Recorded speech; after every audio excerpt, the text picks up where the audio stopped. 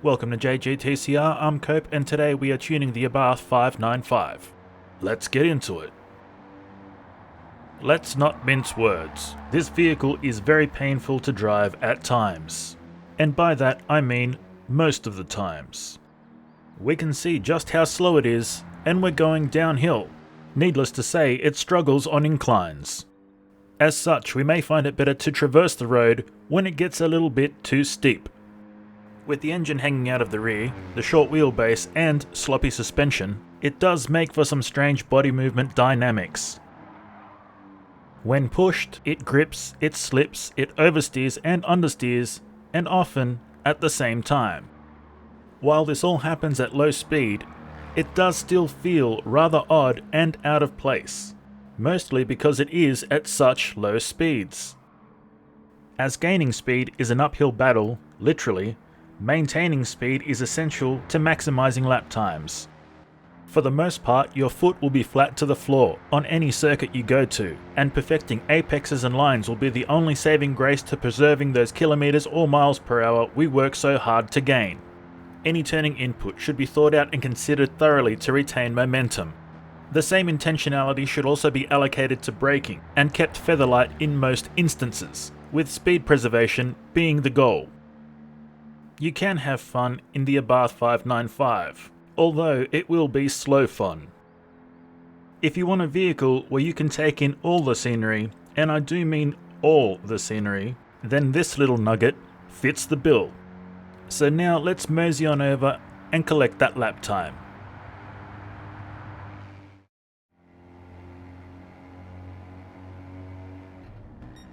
"12 minutes and 6.7 seconds. Now let's take a look at a completely modified but untuned version.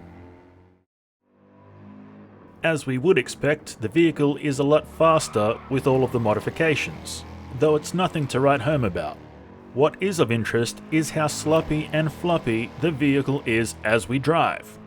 The aforementioned issues of the factory vehicle have exploded into a mukbang of gargantuan proportions.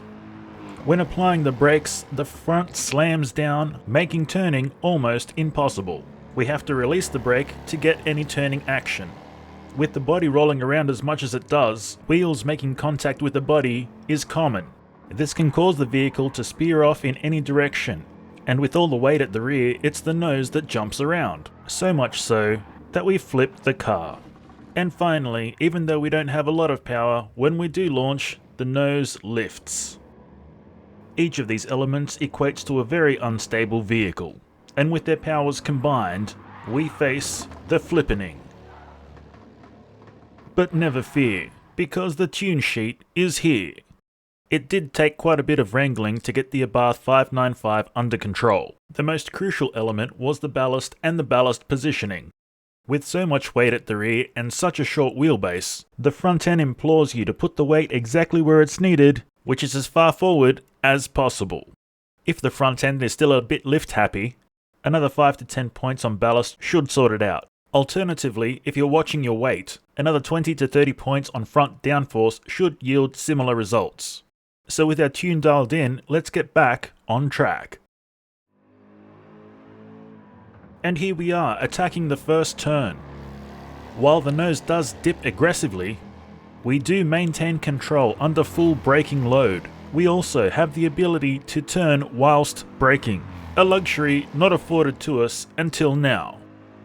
Speaking of turning, when we do, it is stable and precise. The skipping and jumping while cornering has been all but lost.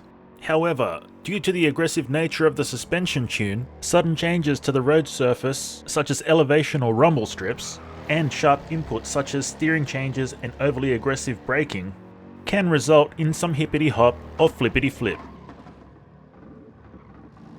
While the modified and tuned Abarth 595 still has some bite and can throw you, if driven with some degree of caution, handles reasonably and can be controlled well. Overall, the Abarth 595 is a quirky vehicle that can be fun to drive. Just don't expect too much out of it, and you won't be disappointed. So now let's head to the finish line and collect that time. and we charge across the line at 8 minutes 27.5 seconds. So now it's time for the drift tune. Feel free to pause the video, take screenshots, and dial in this tune. We have had to go in quite aggressive with the tune due to lack of power, so let's head out to Suzuka East Short Circuit and see how she fares. As impressive as our run is onto the straight, it is very short-lived. Since we are lacking in power, we have to switch 30,000 times as we run up the straight. 100 horsepower is not much to work with at all.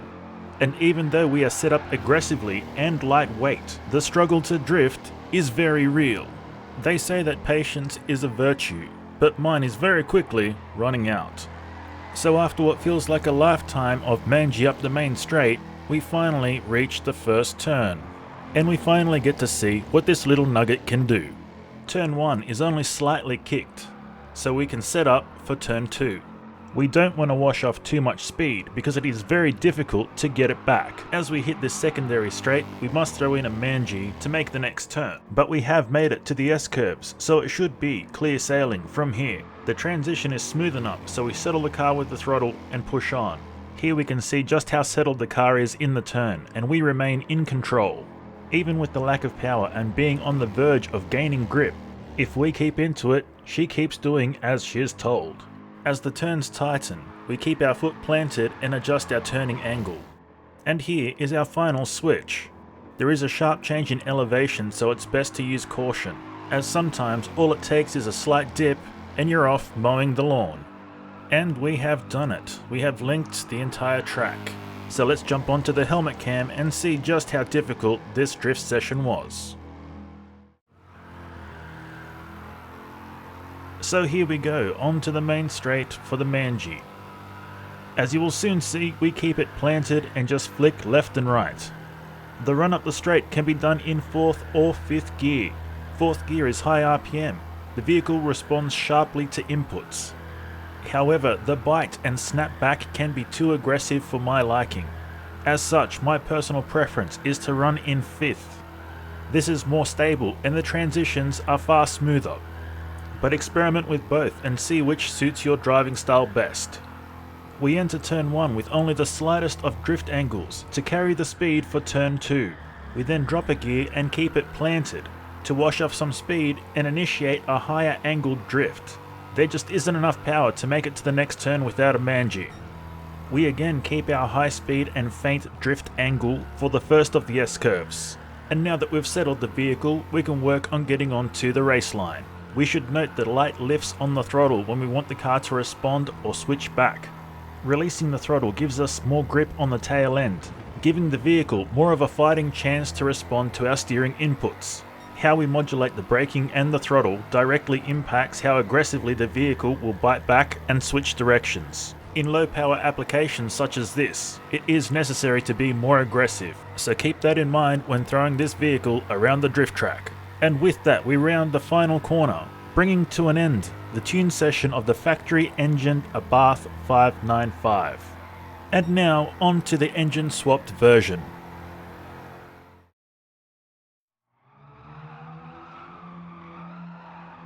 And we're back at the Nürburgring.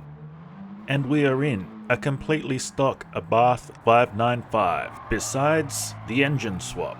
And as you can plainly see, it's a hot mess. Thanks to the engine swap, there is around 300 extra kilos on the rear.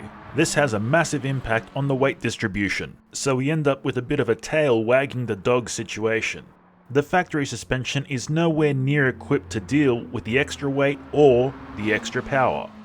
The gearbox is also left wondering what in the world is going on, as every touch of the throttle lights up the rear tyres. And even in top gear, the results are the same. Maximum speed is reached in a heartbeat, even when accelerating from a standstill in 4th gear, and of course the tyres are cooking all the way. But it all makes for a very interesting drive, so if it's a weird and wacky time you're after on GT7, this one fits the bill. The best way to drive this vehicle is to put it in top gear and go. Just modulate your throttle and try keep it on the road. So let's hit that helmet cam and collect the time.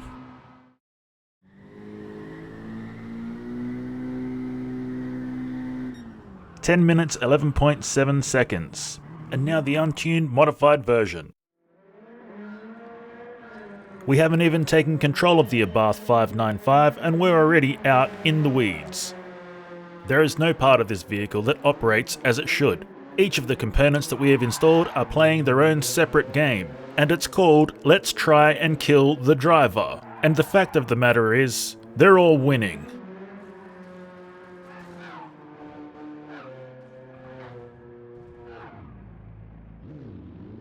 If ever there was a vehicle in desperate need of a tune, this is it.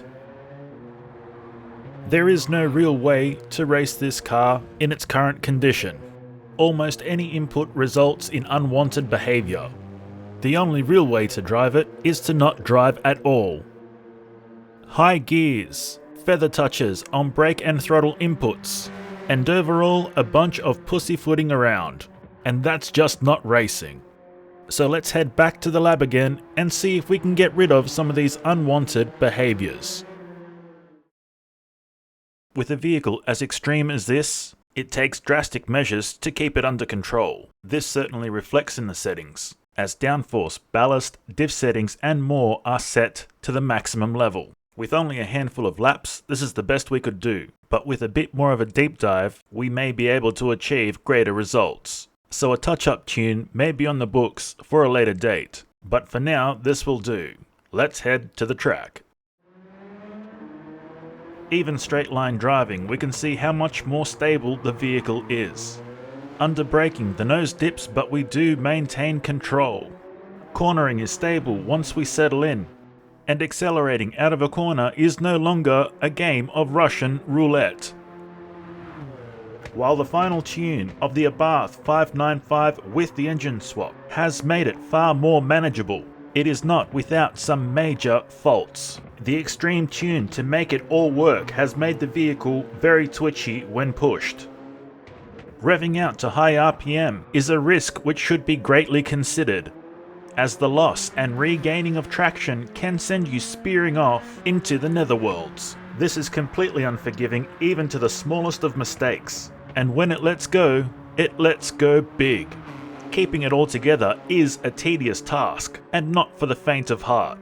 If you're after a challenging drive, give this one a go. And now, let's grab that lap time. 7:04.4. And a victory skid as we make our way to the drift section.